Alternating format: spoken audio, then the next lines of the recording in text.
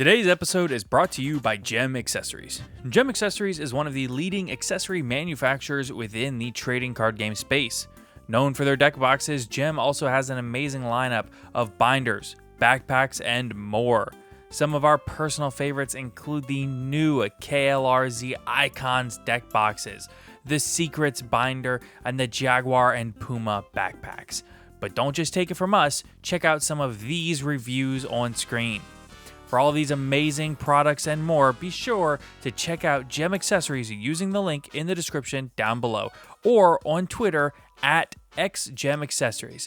Again, the description down below or on Twitter at XGemAccessories. Top cut, welcome to the top cut, welcome to the top cut, welcome to the top cut. Top cut, welcome to the top cut, welcome to the top cut, welcome to the top cut. Hello, everybody, and welcome into today's episode of the Top Cut Yugioh podcast. My name is Sunny. I am your host. I am here with my co-host Caleb. Hello. Okay, so I'm just gonna be straight up. If we have some weird recording pauses or we slow down on a random sentence, it's because we're doing something different. So most major real podcasts and even some streamers and stuff, they have this thing called monitoring. So essentially what it is you see a lot of them wear headphones, or a lot of them wear tiny little earpieces when they record. I don't know if anybody does fantasy football, but I know the fantasy footballers, if you ever watch their video podcasts, you can always see they're wearing little skin tone color earpieces. They're very hard to see, but they're wearing them. And it's because they monitor as they record, and if they hear anything weird in their audio, they can adjust it on the fly and stuff. So we're trying that. And it's really weird because we can hear ourselves talk as we talk. I mean, it's fine for me. Well, it's not for me. So it's no, there's a huge adjustment to be made when you can hear yourself talking a tenth of a second behind when you actually say something. Seems like a personal problem that I don't have to deal with. Fair enough. But if it makes the audio and this podcast sound better, then you know what? I'm here for it. I'll try anything once. Well, I'll try most things once. Heck yeah. Okay, so of course, thank you to our wonderful sponsor, Gem Accessories, who you heard or saw an ad for right before this. Mm-hmm. And of course, thank you to all of our other wonderful sponsors, such as ETB Games or the one and only Millennium Threads. Yeah. For those that are not on the audio, are not on the video, you can't see that we're wearing awesome Millennium Threads merch right now. Heck yeah. So we're going to talk about that more later.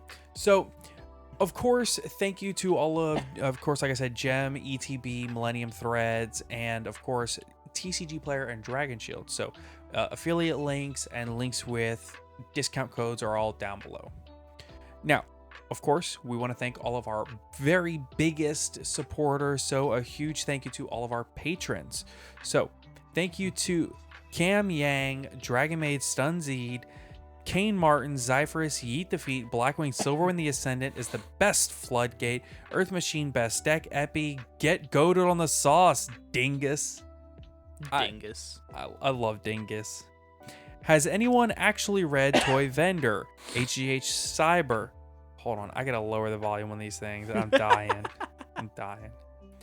I am not a man. I am not a god. I am literally amazing.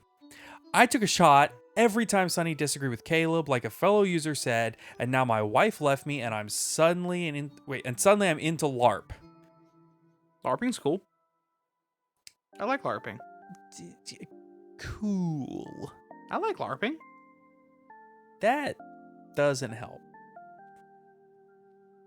Bro, listen, you go to a Ren fair where they have they have a LARPing society. Oh my god, that is so much fun. You're not helping yourself. Bro, go try it. It's so much fun. I have nothing against LARPing. It's not my thing. But I see why people would enjoy it for sure. Lightning Bolt. I am McLincoln, Mountain Man, Oatmeal Spaghetti, Owen Alvarado, Pig, quitting the game as a floodgate, Sprite Farter, Unbanned number 95, Konami, understanding and reading are two different things, Virtually Savior's World, Rogue and Tier 2 are the polite terms for bad deck, AD, Aaron Gardner, Asami, Ashlish Chaps, Cyberdank, Puffer Dragon, don't listen to the guy who hates a rogue decks, he's just salty he got clapped by Rika, Duty Booty, Dragon, Maidenless Behavior, Fur Hire Dog Turd, Helios Pebble Cereal, Jerry Beans Man, Cam, the disciple of Caleb's waifu philosophy, King Henry, Old Man Red, Pin Code 143, Ray Powell, Sky Striker Maneuver, Scoop, and Slaking It Up. Thank you all so much for your continued support of the podcast, allowing us to do cool things, and hopefully we'll get things like lapel mics soon, or a better way for me to record a deck profile, because I tried recording one last night and wow, it was scuffed. So thank you all so much for your support. If you want to get your name read out on Patreon or something like that, you can find a link to our Patreon down below. So let's go ahead and get on into the main topics for today's conversation. So we're starting with new cards. Woo!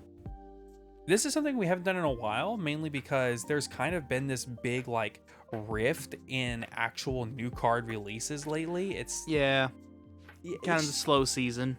Yeah. So you see this like around this time of year and also around the summertime.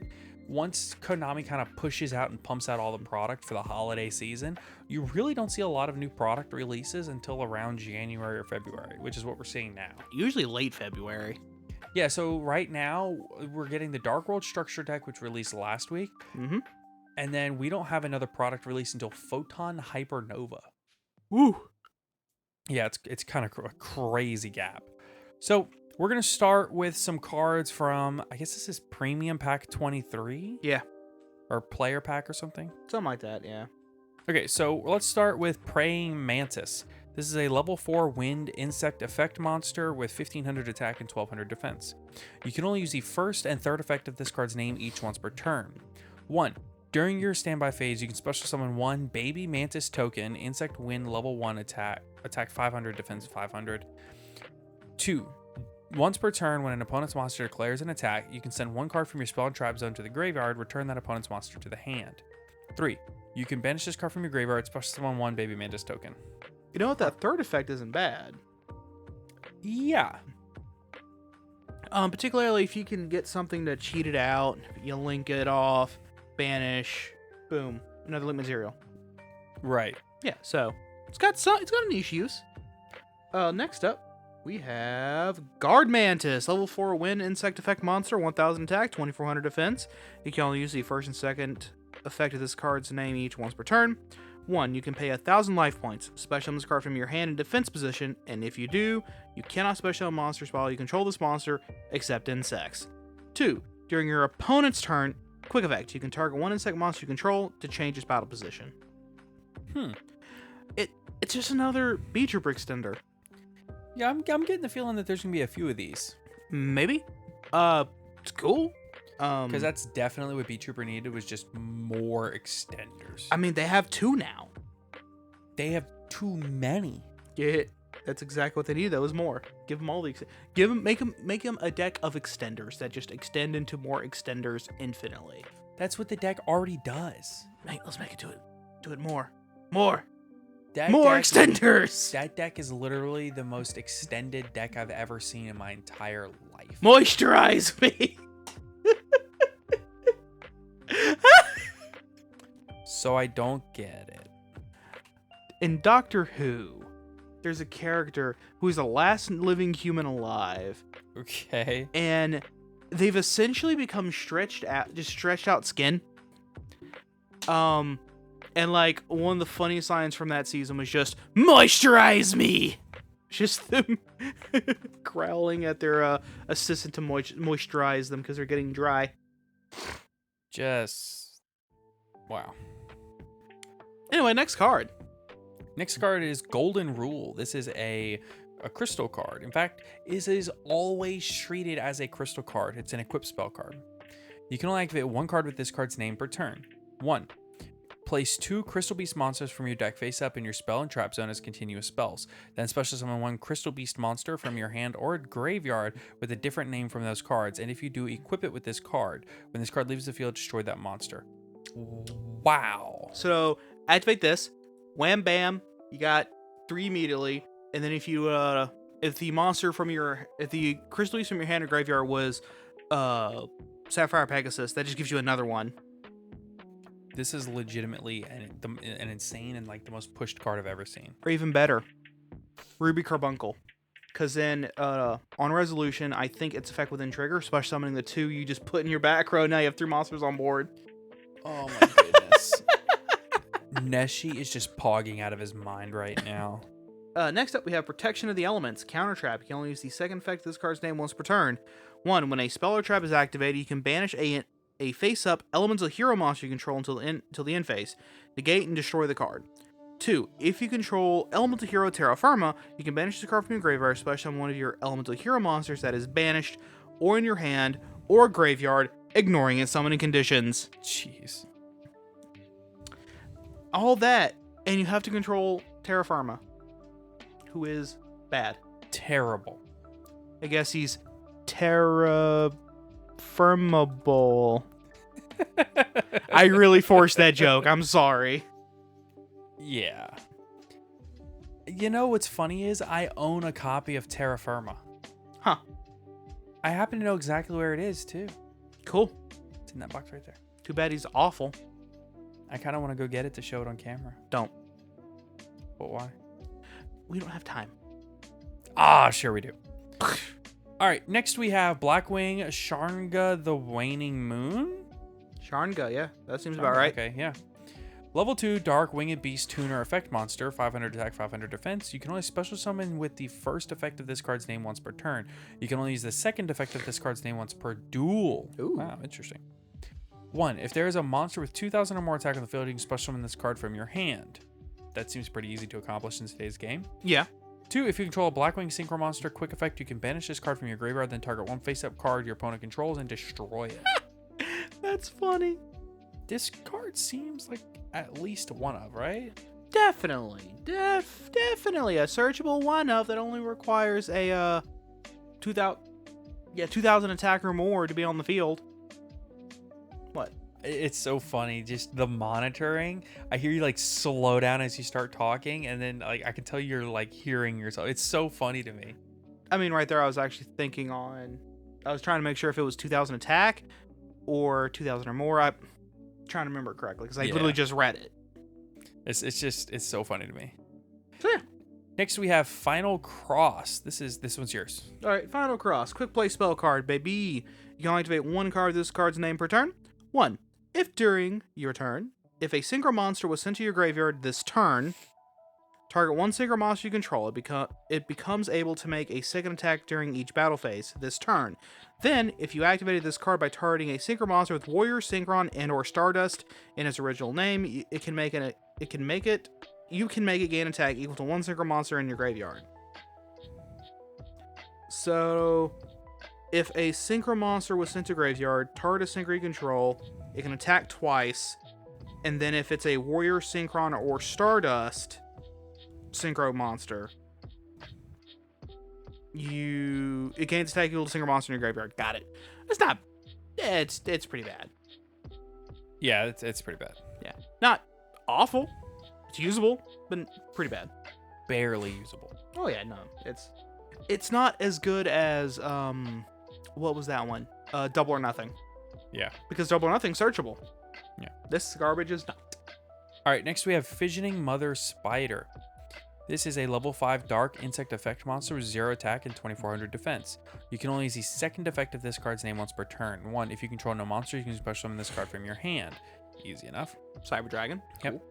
2. You contribute this card. You cannot special summon monsters from the extra deck for the rest of this turn except Xyz monsters. Also, special summon up to 3 Baby Spider from your hand and or deck, and if you do, their levels become 5. Also, they cannot be used as materials for an Xyz summon except the Xyz summon of a dark monster. Interesting. I wonder That's if Baby so Spider's any good. Weird. Baby Spider, level 3, dark insect. It'll just become level 5 because of Mama Spider. You can only use 0 attack and defense. You can only use the first, second effects of this card's name each once per turn. 1. You contribute a dark monster that has a level. Increase the levels of each Baby Spider you currently control by the levels of the attributed monster you had on the field. 2, you can pay half your life points, banish a card from your graveyard, and detach one material from your Dark Xyz monster, then target a dark monster in your graveyard to special summon it. So, you can summon the Mama, tribute, get 3, tribute 1, make the other 2 level 10.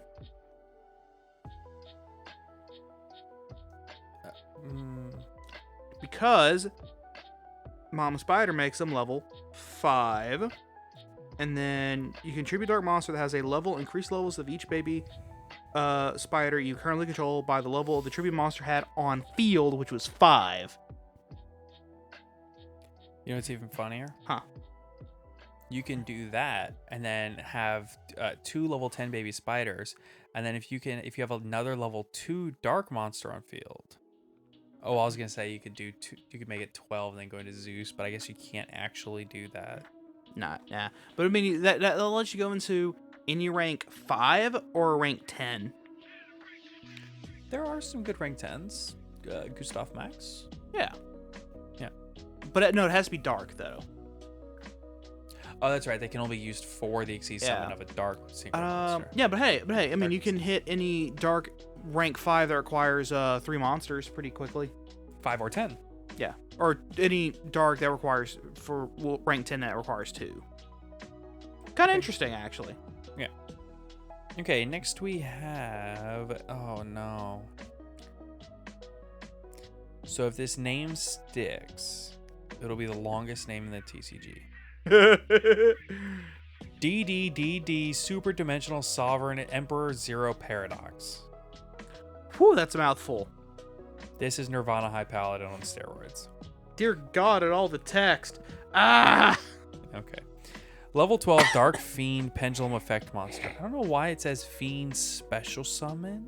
Oh, because in the OCG they specify their special summon monsters, which are like BLS, Envoy at the beginning, where you have to like conduct a specific type of special summon to summon it. Really? Yeah. 3,000 attack, 3,000 defense, pendulum scale of 10. Pendulum effect. You can only use a pendulum effect of this card's name once per turn. 1. You can target one card in your opponent's pendulum zone, special summon this card, and if you do, place that card in your pendulum zone, and if you do that, destroy it during the end phase of the next turn. An interesting card for pendulum mirrors? Yeah, I guess. If you're in a pendulum mirror. Try finding a pendulum game, much less a mirror. Yeah. Cannot be normal summoned or set, must be special summoned by its own effect. 1. When you pendulum summon a monster or monsters and the total pendulum scales of the cards in your pendulum zone are higher than the total levels of the pendulum summoned monsters, you can special summon this card from your hand, and if you do, destroy as many other cards on the field as possible. Then you can place this card in your pendulum zone. 2. Once per turn, if another face-up DDD monster you control leaves the field by spell effect, this card's attack becomes 6,000. What an arbitrary number. I guess it just doubles? Yeah. I guess it's a way to say that it doubles, but in a way where you can't stack other attack buffing effects onto it before doubling. I guess. So if you really wanted to double it, you'd have to set it 6,000 and then double it. Yeah, that's wild. Yeah. And like, getting off that first effect is so complicated and convoluted. Isn't it always? Yeah. Lastly, on this list, we have additional mirror level 7. Quick play spell. I know, with a name like level 7, you'd think it'd be a monster. Is this a level card? Yeah, I guess it's a level card. 1. If a level 7 monster is special summoned to your field, send 2 additional mirror level 7 from your hand or deck to the graveyard, then target one of those monsters. You can only special summon from the extra deck once for the rest of this turn after this card resolves. Also special summon 2 monsters with that name from your deck, then take damage equal to the original attack of the monster special summoned by this effect. So if you special summon level 7, you activate this, you get rid of the additional copies of this card from your deck, you're locked out of special summon for the extra deck for the rest of the turn except once more time, and then you get 2 more copies, and then you take damage. Interesting. Why? What's the end goal of this? No, really. What is this card's end goal? What are you trying to Xyz summon? This is obviously for Xyz summoning. There's no other way that you could properly utilize this. Well, I guess you could technically do it for a Link summon. But what good Link 3 is there for you to be locked out of special summoning from the extra deck for the rest of the turn? You can only special summon from the extra deck. Yeah, once. Yeah, you can only special summon the extra deck once for the rest of this turn after this card resolves. So you can conduct, using those 3 monsters, well, I mean, technically, I guess you could, like, put more monsters on field and then also use the monsters that were on field. But, like, if just using this card blindly, what's the end goal? I assume it's for a rank 7 play. Yeah, you can do like a Diablosis the Mind Hacker or... But, like, is it worth just ending your turn? No. This card infuriates and confuses me. Understandable. Ugh. Next we have Sky Striker Ace Azalea. This is the next V-Jump promo card. I say this with all due respect to Sky Striker players, because I'm really good friends with someone who really likes the archetype. Honestly, dude. Alright, so... Okay, I gotta turn this off. I can't do it. Alright, we tried.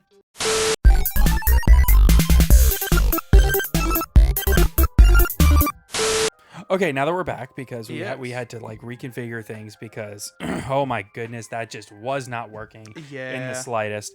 Holy guacamole. Okay, so now that we're back, let's talk about Sky Striker Ace Azalea.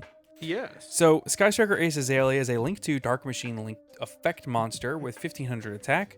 Linked arrows are the top left and bottom right.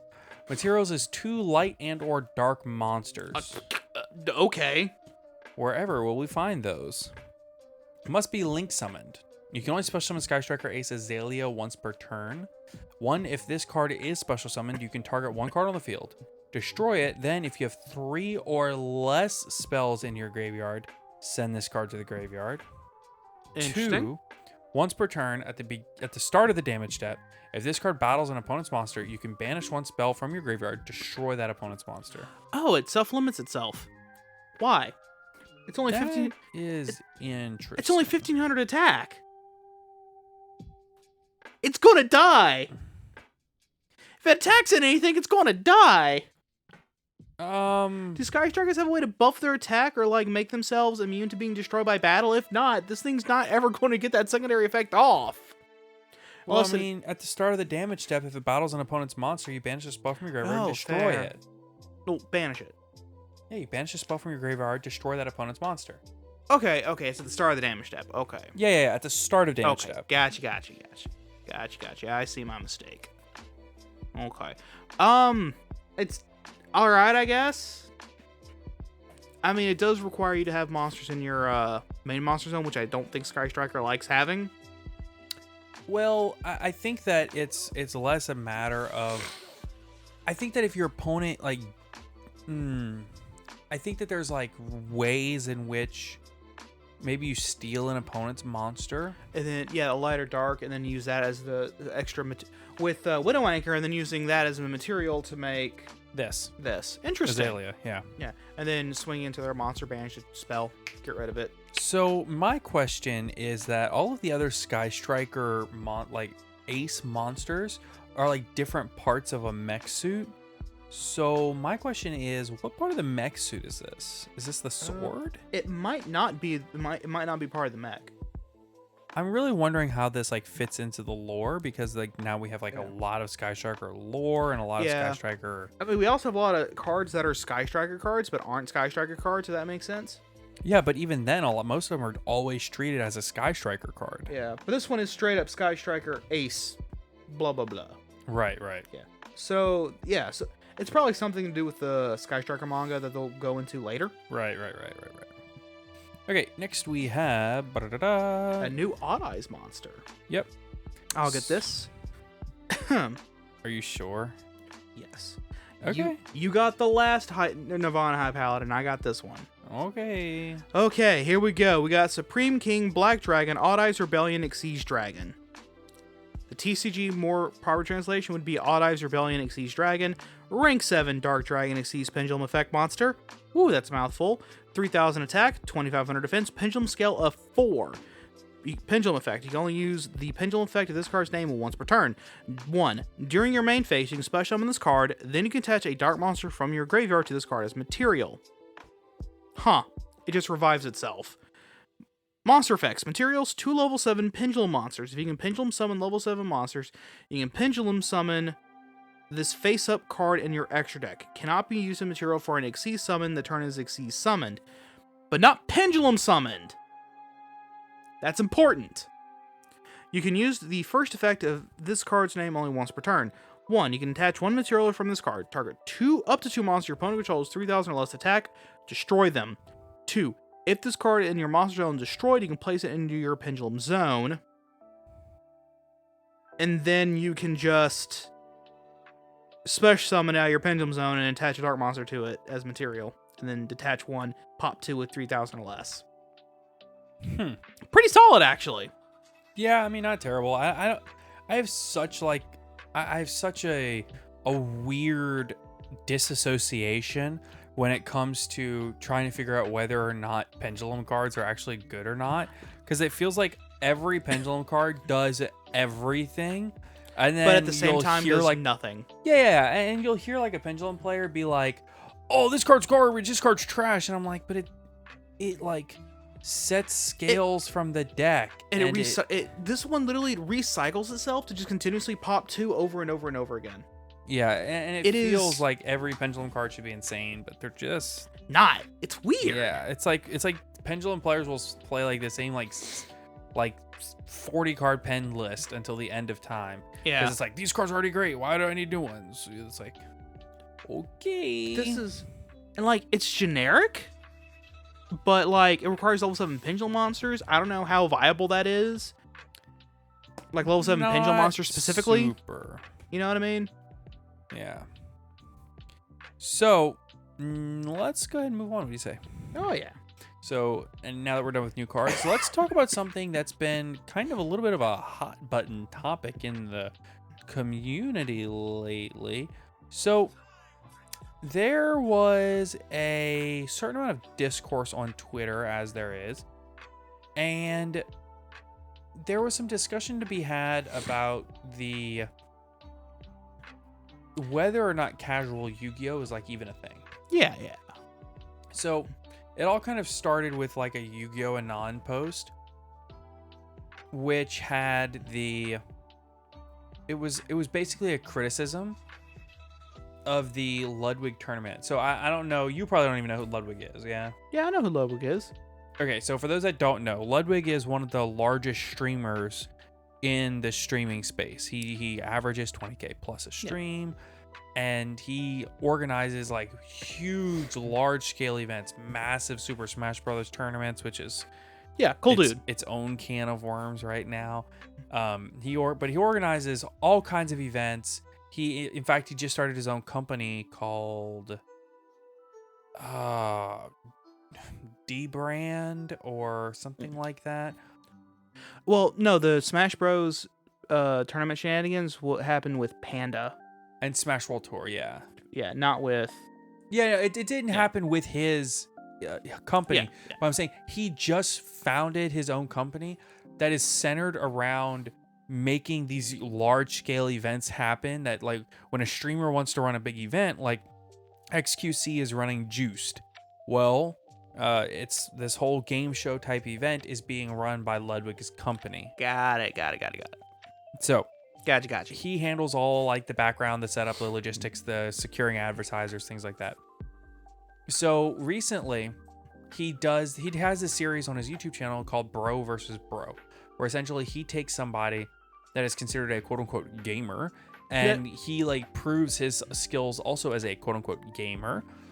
And they play like 7 to 11 games head to head against each other. Oh, cool.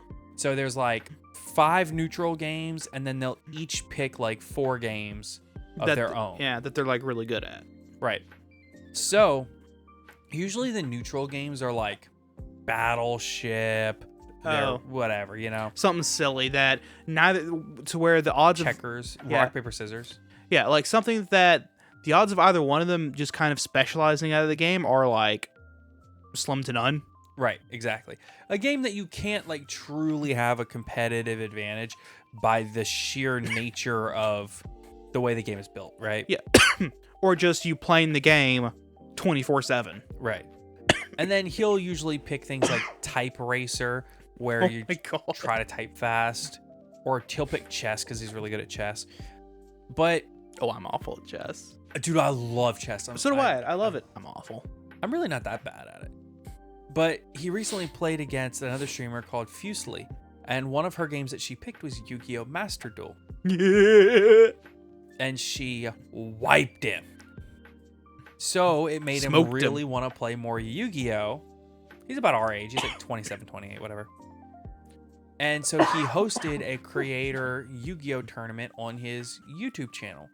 And it wasn't like a big bracket or a crazy tournament or anything. It was just like a small Master Duel tournament with like 8-10 people, whatever. That sounds like it'd be kind of fun. But as it turns out, none of them knew how modern Yu-Gi-Oh! Worked. Oh, so it was a lot of fun to watch.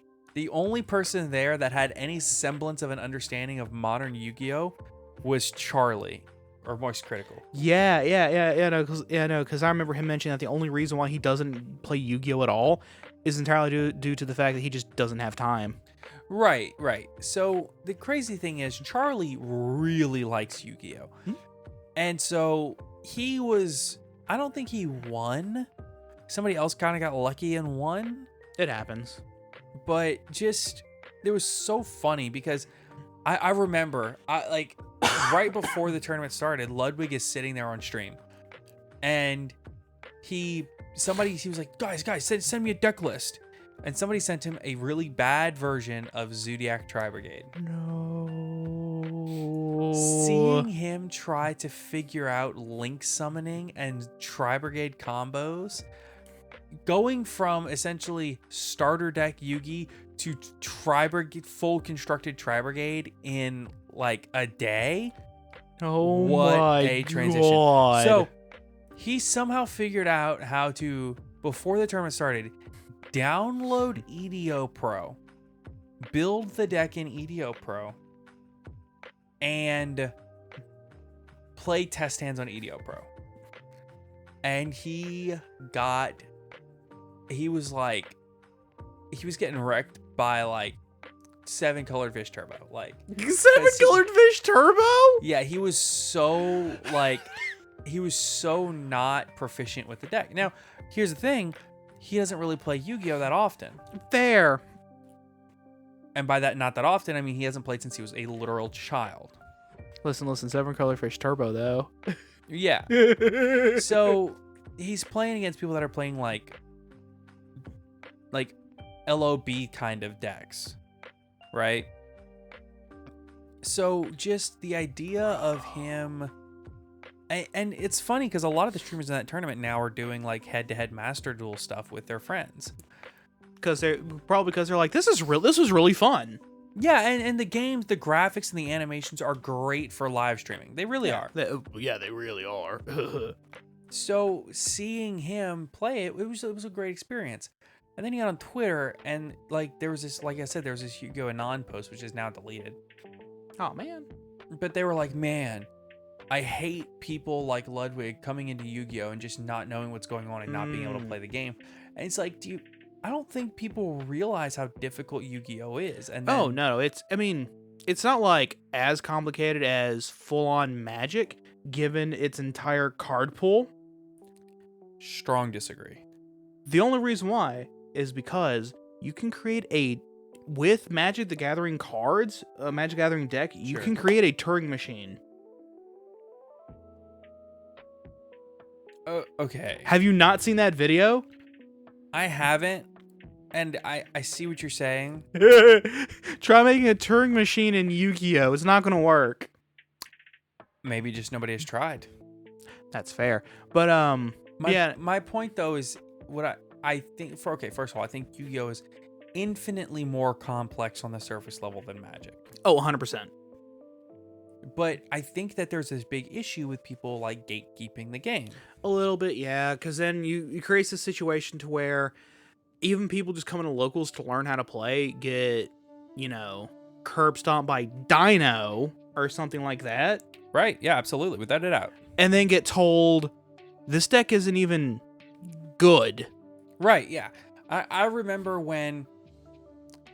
I remember when I lost. Anyway, I remember when I first got back into the game and I was playing against a couple of friends, and that was the deck that I built, the Dino deck. I just bought like 3 structures at Walmart, and I just threw together the Dino deck.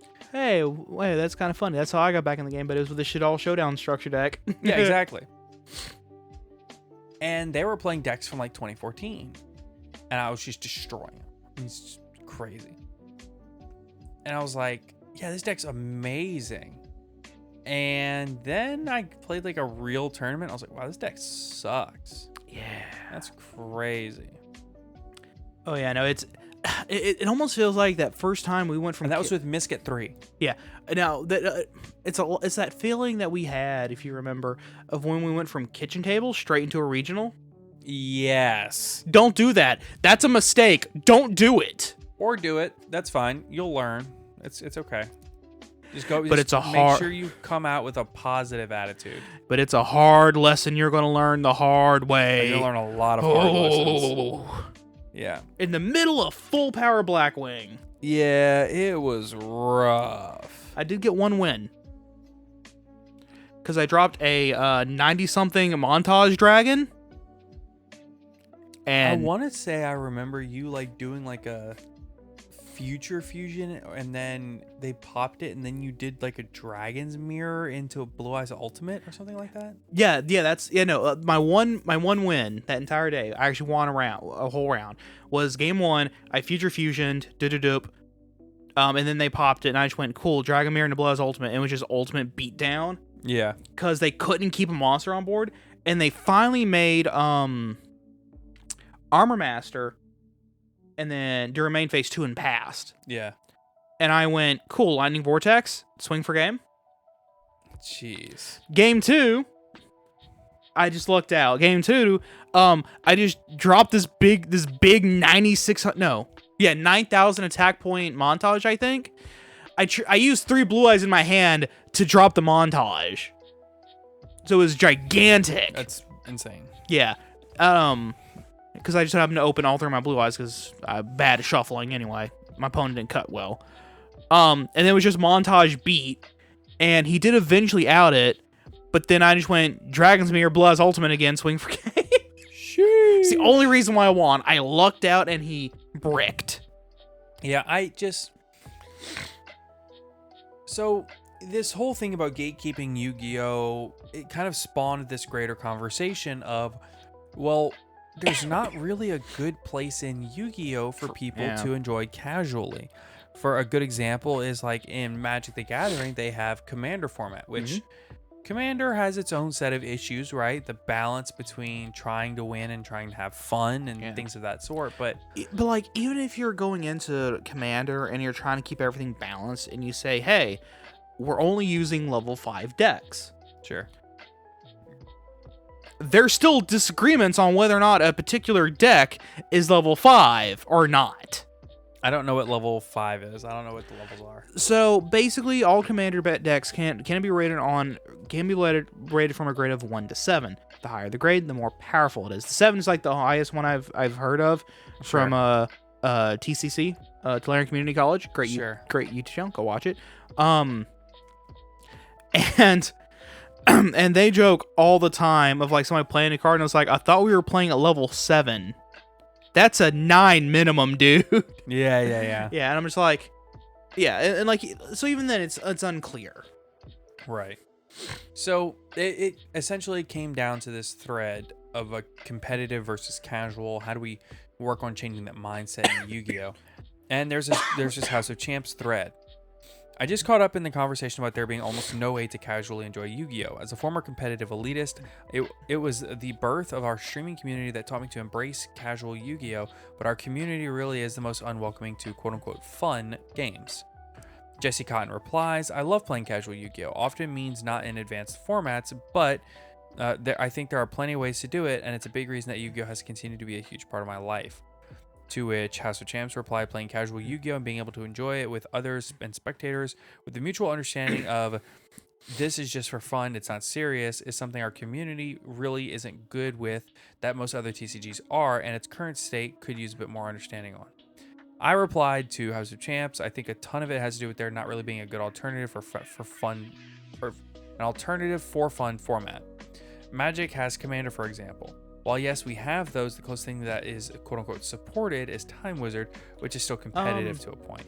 Also, technically, the Rivalry Warlords tournaments. Sure. That's fair. But even then, those are just, here's your deck. So And there's they're really... still, but they're still competitive, right? Because it's like they're still uber tournament format. Yeah, it's still uber competitive. Yeah. Like the only thing, like, okay, so I've already had a couple of thoughts. Sure. One of them, from just reading off those two things, one of my thoughts was maybe possibly doing a never the bride, always a bridesmaid kind of tournament. The issue, though, Is because then it's still a tournament. it's still a tournament. Yeah. Yeah. It's a really weird and fine line between casual and competitive. So Yeah. I'm just gonna finish out the thread. We have two from Skyhawk and two from Jesse Kine again. This one I think would be tricky. This from Skyhawk. This one I think would be tricky. We had Heart of the Underdog, but there are very few locals embracing that, and Konami isn't really supporting it. The big problem is that a lot of players make fun formats competitive, so there needs to be a mindset shift. Maybe having community events where prizing is already even, and you go to have fun instead of having the incentive to win more packs. No easy answers. And then Jesse Cotton replies, but why does it have to be supported? Casual Yu-Gi-Oh! Is at its most laid back, not in tournament settings. Maybe what Konami could do in a perfect world is give suggestions on fun ways to play, but anything requiring a lot of work may not be financially rewarding for them. There's nothing supporting Cube from Konami's end, but I don't think there needs to be either. The beauty of physical cards versus a video game is we can bend the rules and make stuff up that's not in the rulebook or on a card, and that's how we can end up with the most fun games. Yeah, basically kitchen table as opposed to Right. a more in goal oriented setting. Yeah, and the thread kind of evolves from there and moves on, and you can check out our Twitter if you want to see it. But I think that it's so important to understand that Yu-Gi-Oh! Is what you make it. Mm-hmm. You know, playing Yu-Gi-Oh! Has a different meaning to every person that you ask. Playing Yu-Gi-Oh! To me means going to a tournament, bringing a deck that I both enjoy and think is a good choice, and playing to the best of my ability. You know, playing Yu-Gi-Oh! To Caleb might be a completely different thing. To Caleb, it might just be us sitting on the floor of our studio and just jamming a couple of Edison games, you know? Oh, yeah. Just And slapping some cards on cardboard boxes. Yeah, we literally have been playing Edison games, like using bulk boxes as a our table platform. Yeah. But I think that at the end of the day, you have to kind of make it what you want. And I don't know that that's necessarily something that can't be supported by Konami and them still have financial incentive and something to gain. I think the best example of this is the battle packs. Oh yeah, the battle pack. Those battle packs were a whole lot of fun with draft formats. Right. So what I'm trying to convey and what I'm trying to say here is, Konami, please give us battle packs again. I want a draft format so badly. You don't even have to call it a battle pack. Just give it a different name if that's the problem. Sure. Dude, I loved battle packs so much. Battle pack 1, we had so much fun with that draft format. And I really think that it was a legitimately fun and compelling format. I remember I bought a booster box and we sat down and just like jammed games. Yeah, like I bought it and we just separated the box, built a deck and went. We didn't do the actual battle pack. We didn't do a draft. We just split the packs in half and built. Yeah, did more of a Joey versus Duke Devlin during Dungeon Dice at the very start before the actual Dungeon Dice duel got, where it's just, I don't have a deck, so here's a box full of packs, just open and build your deck out of those. I'm gonna do the same. Yeah, pretty much. And I think that one of the interesting things is that this format, like the battle pack, was something that was kind of enjoyed by the player base. The player base reacted well to Battle Pack, I think. I will say that was one of the more fun tournaments I've ever been in. Was that one Battle Pack tournament I was in? So I've never seen a complete Battle Pack tournament, but I know that for Battle Pack 2 and 3, which was, I know 3 was War of the Giants. No, Battle Pack 2 was War of the Giants. So 2 was War of the Giants and 3 was Monster League. Yeah. So for Battle Packs 2 and 3, there was actually something crazy that you, again, Caleb, you might not have heard of this. Yeah. No, it was in Battle Pack 3 where they did this, where, if you're talking about... I know what... I think we're talking about different things. Okay, yeah, where, like, all monsters were all types. So yeah, that was something that they did for Battle Pack 3. Yeah, specifically. And I've heard that it makes things way more enjoyable. Well, yeah, because all of a sudden, these Not really... my thing, but... Yeah, like these really cool equip spells that are like locked into a specific type Right. can now be used if you Sure. pull. Yeah, it also let them use other cards that you normally couldn't use because, what's so great about, oh cool, I can search a reptile. Yeah, and there's so few supremely powerful bigger monsters. In fact, I think there's only one tribute summon in the entirety of Battle Pack 3 or something like that. Yeah. So I think that the format is built so differently, but here's something you might not know. Mm-hmm. During either Battle Pack 2 or 3 time frame, there was a change at YCS's. Mm-hmm. The entirety of day 2 was played out with a drafted deck. Oh my god. It happened for like, I think it's either 1 or 3 YCS's. I don't think it was 2. I think it was either 1 or it was 3. It had to have happened. It had to have happened after Battle Pack 2 because the one Battle Pack tournament I went to was a Battle Pack 2 tournament. Oh, okay. Yeah, so they were playing out the last 2 rounds of Swiss and all of Top Cut with a drafted deck, which led some players to decide, I can play a deck that's way more high rolly. That way you play the high roll version of the deck and you only need 7 rounds of consistency instead of maybe 13, right? So you get 7 rounds of a higher ceiling deck. That way you place well and make it to day 2. And then you get to day 2 and you spent all of your time training rather than playing the modern format. You spent all of your time doing draft packs and doing drafts and practicing your draft game. That way you end up with a huge competitive advantage over players that didn't prioritize drafting. Yeah.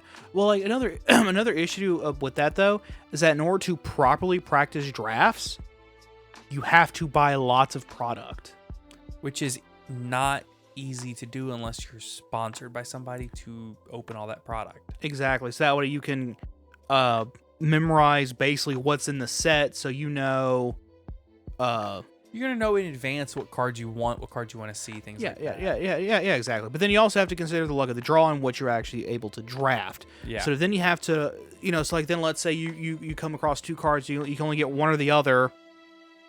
You then have to know which card is the better pick, which you can only do by drafting over and over and over and over. Right. And it then becomes whoever has more money basically, or has better access to the product, is who gets more draft practice.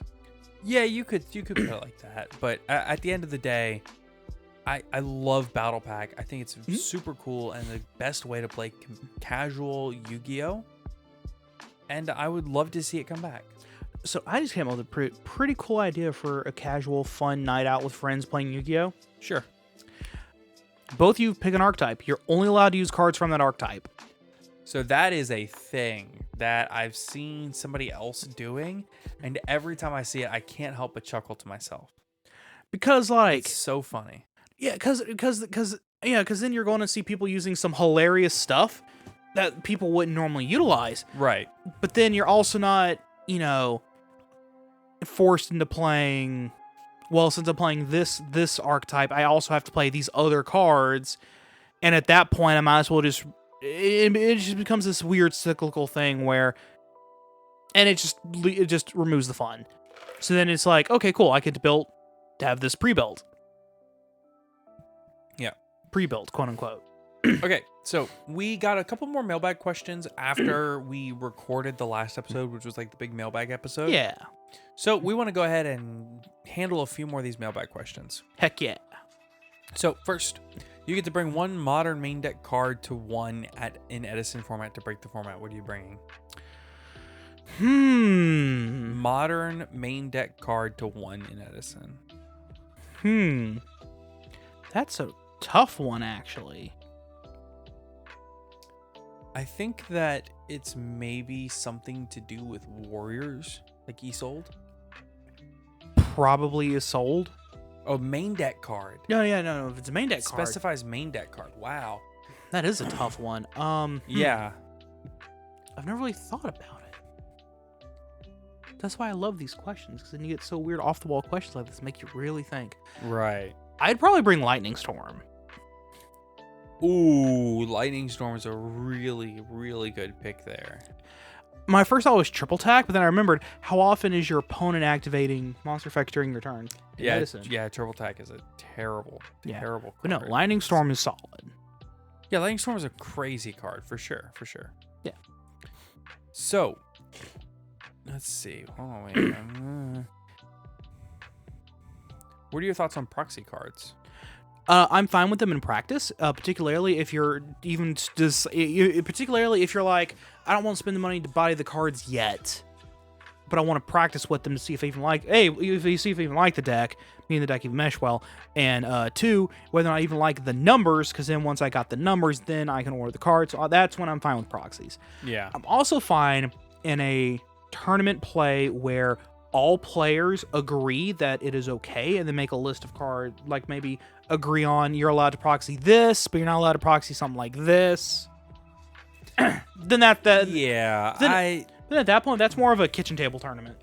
Yeah, I'm cool. I'm very cool with proxies in play testing and practicing and things like that. I don't think I could ever be okay with a proxy in an actual tournament for real prizing, though. Yeah. Again, a kitchen table tournament where first prize is you don't have to pay for pizza. Right. Everyone else orders pizza for everyone. Yeah. And next we have, what can OTS stores, players, and Konami do to make getting into the game easier? Reprint cheap staples infinitely. I'm just going to say this. I think that if Master Duel had a full-on, completely ready-to-use starting simulator, like a tutorial on the game. Master Duel does have a tutorial. Yeah, but I really don't feel like it's really as in-depth as it needs to be. I want to cover the damage step and things like that. That's not something that's inherently covered. To be fair, it does cover damage step, but on the very bare bones of attacking directly, attacking defense position monster, and attacking an attack position monster. Okay. But it doesn't go over stuff like honest. It doesn't go over stuff like it doesn't go over battle tricks very right. It like doesn't touch on them from what I remember. Okay. Can you post your senior photos from high school on a video on YouTube to give your subscribers something to look for on that platform? Listen, I gotta find them.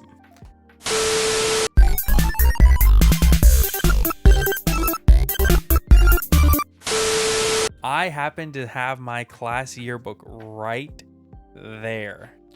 I would have to dig through all kinds of stuff at my mother's. Yeah. So I don't think that's going to be a possibility for me. You know what I might be able to do, though? I might be able to go on my Facebook and find a picture from when I was in, like, the 9th grade. Oh, yeah. Well, because that would be your senior year of high school. Yeah. You might have a picture of me. I don't. Maybe. Back then, to this day, I don't like getting my picture taken. Yeah. So Same here. Yeah. So I was in very few. We'll see. We might do something. Maybe. I'm gonna say this though.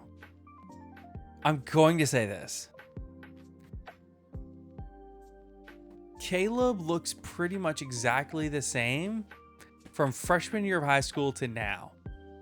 Full beard included. Hold on. 7th grade. Yeah. To now. Like Caleb was in like early years of high school, and he legitimately looked like a dwarf. He's like 5'5" at this point, 5'4" maybe even, with a full beard in like his freshman year of high school. It was insane. Yep. My nickname in high school was Beard Kid. I mean, it was extremely fitting. And Jesus. Yeah, so Caleb looks exactly the same, and for me, it's definitely a story of the glow up. That being said, I wonder if I can get. Surely I can get my mother to send me a picture of when I was like 7. Potentially. That would be the first time I ever saw you without any facial hair or beard at all, unless you had just shaved. So listen. According to other people who have seen pictures of me when I was a little kid, when I was like 5 to 7, look at me and always say this, and always ask me the same question. Sure. What happened? And my response is life. True.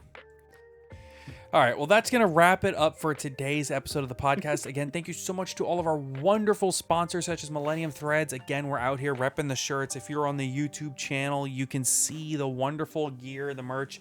Okay, hold on, wait. I wanted to tell the story of Caleb's green hoodie. Woo! So we opened this wonderful gift from Millennium Threads that they sent us. We opened it last night. And immediately we both fell in love with that green hoodie because it doesn't quite come up right on camera, but it's this beautiful like pastel green. Yep. It's just a good looking hoodie. And this is the very first hoodie I've ever worn that fit right. Right. And the hoodie is extremely comfortable. And we both loved it. Not that we didn't like this shirt. It's a nice shirt. Listen. If this hoodie was like a different color, there's a couple of colors I still would have picked the hoodie, but like if it was in like not a pastel color, I'd be like, I'll take the shirt. Right. But here's the thing. It is in a pastel color. And I liked it a lot more than I thought I was going to. And me and Caleb wear the same size shirt. Even though I'm 6 inches taller than him, it just worked out. I like my shirts a little big. Yeah. So I wanted the shirt. Caleb wanted the shirt. There's only one way to settle that. So we dueled. Yep. And we went Edison format. Yep. And I played Black Wings. I played zombies. We did not have a lot of time. We did one game. So we start the game. I draw my opening hand. My opening hand is, I kid you not, Sirocco, Kalute, Icarus. And here I am looking at my hand of, let's see, Book of Life, Caius, Evil Hero, Infernal Prodigy, Solemn Judgment, Return from a Different Dimension. I just look at my hand. And then you proceeded to, over the next several turns, draw into every broken card in your deck. Goblin Zombie, Heavy Storm. It was insane. I drew into what was that other trap? Brain Control, and you had Creature Swap. No, hold on. What was the trap? Trap Dust Shoot?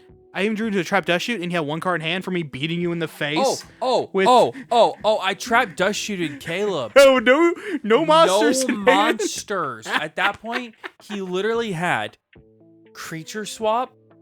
He had Solemn Judgment in hand still. Okay, I know for a fact it was Creature Swap, Brain Control, Book of Life, Return from a Different Dimension, Solemn Judgment. He was like, yeah, this hand sucks. I was like, you're insane. No. I didn't say that. I said, and I quote, man, this hand's rough for me to play right now because it requires you to be doing things.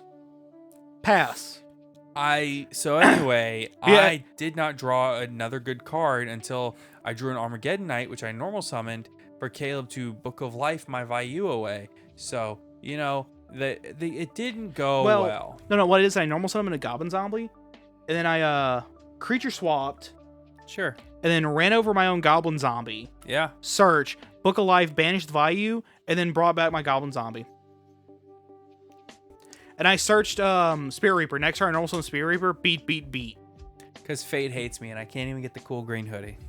So anyway, Caleb has that cool green hoodie now from Millennium Threads. If you're interested, be sure to check it out and stay tuned. There's a really pretty crazy giveaway that we're doing soon coming up. So And be sure to check that out. And I know I will be buying more from them in the future.